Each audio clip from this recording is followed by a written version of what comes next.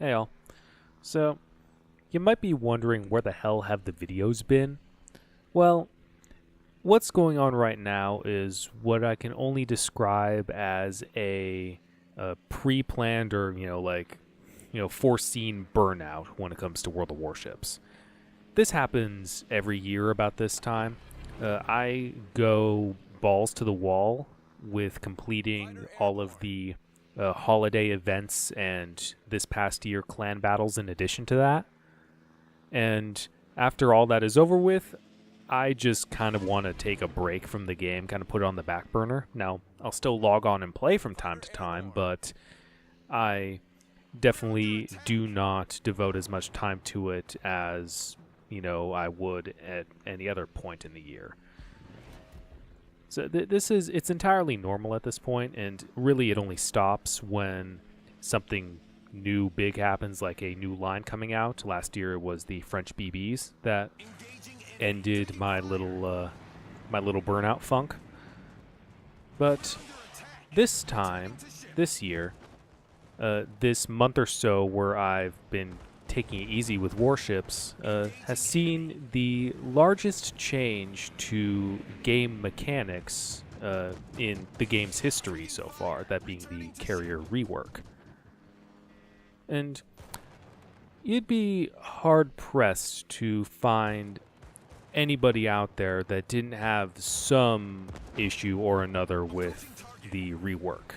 Either how it was implemented or specific things about the planes and whatever. There's a whole laundry list of issues and a whole another list of things that wargaming has actually changed or will be changing. The game right now is very unstable, with a hotfix coming out on a weekly basis, pretty much since the last patch 080. And if Wargaming here adheres to their normal upload schedule or patch schedule, the new patch 081 should be out on Wednesday. I of course have no clue whether or not 081 will be out on Wednesday at the time that I'm recording this. It's just an educated guess.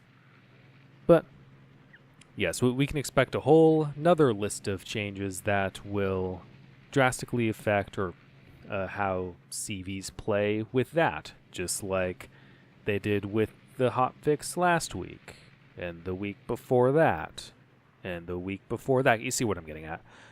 The game is pretty unstable, so I'm just like, do I really want to be playing this thing right now? Do I want to be playing something with an entire class of ship still essentially in a beta test?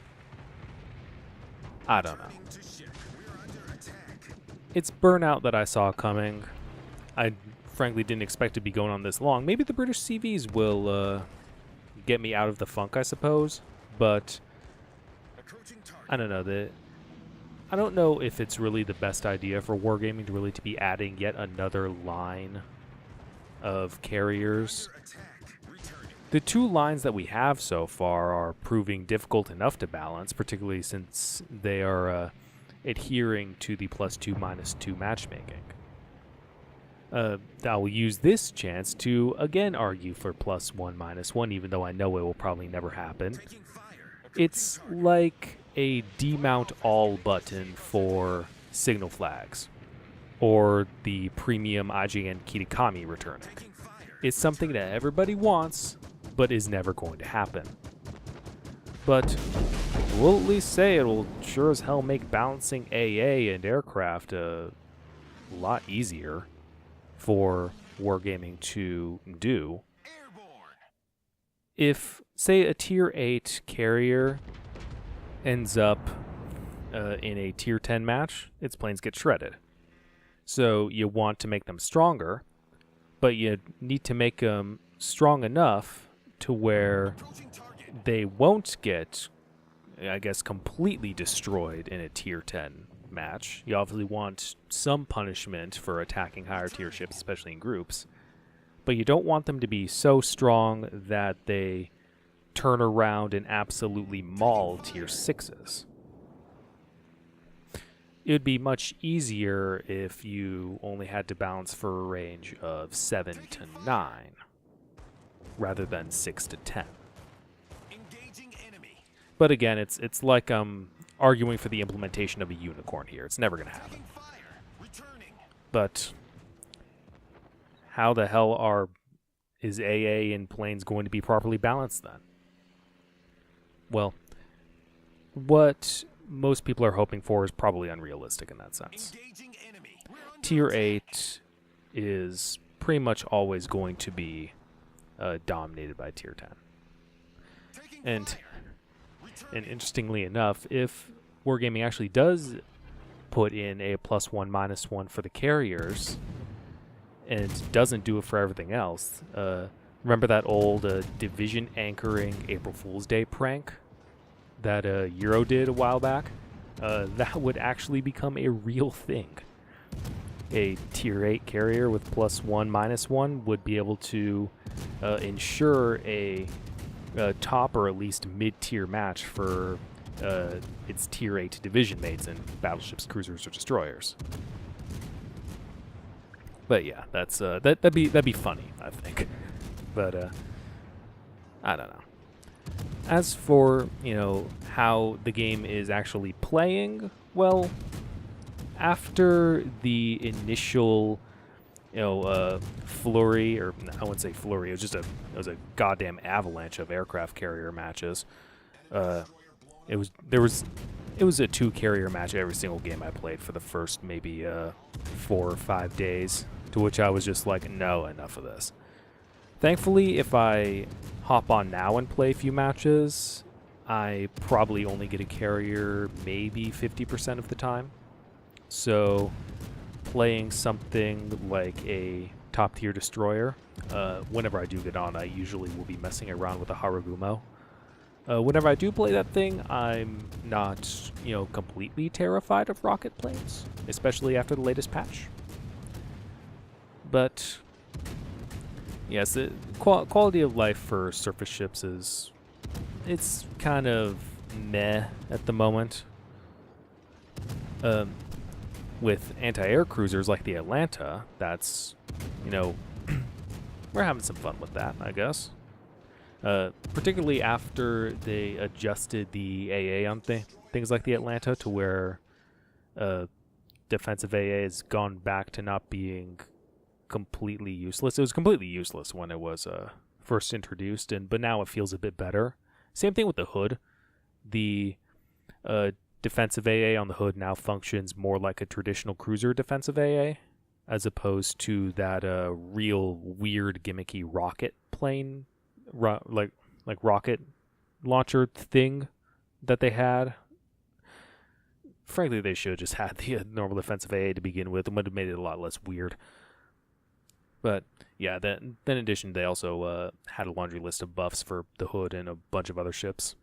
Evidently, Izumo's really good now too. Maybe I'll have to try that. I haven't tested the thing since it was for 2 years or so, back when the thing was still garbage. But yes, the one other thing that really is a gripe for me at the moment, and probably is not a gripe for many other people, is that aircraft carrier replays are just utterly borked to shit right now.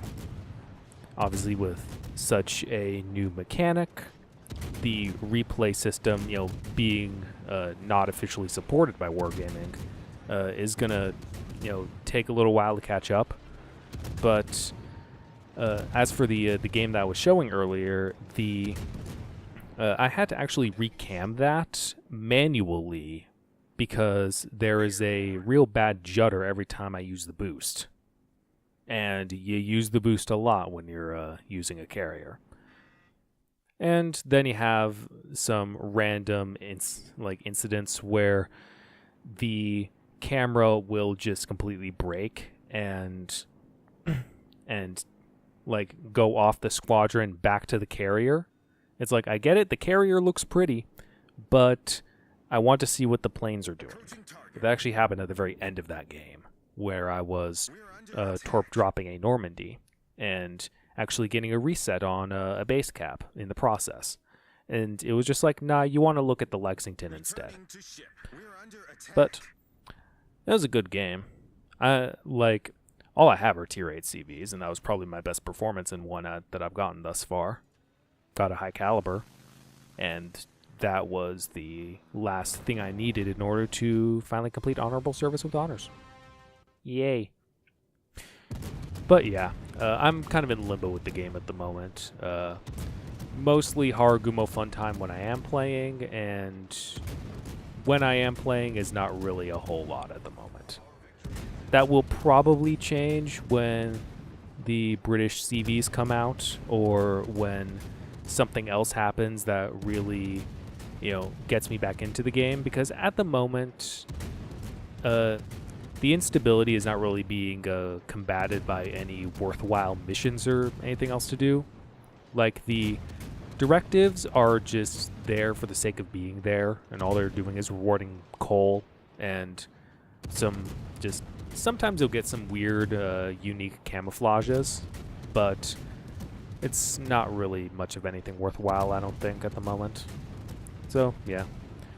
I do have footage stocked up for a new Funtage, so hopefully at least video production won't be interrupted too badly, I guess. But, yeah. Thank you for listening to my rambling. RMB out.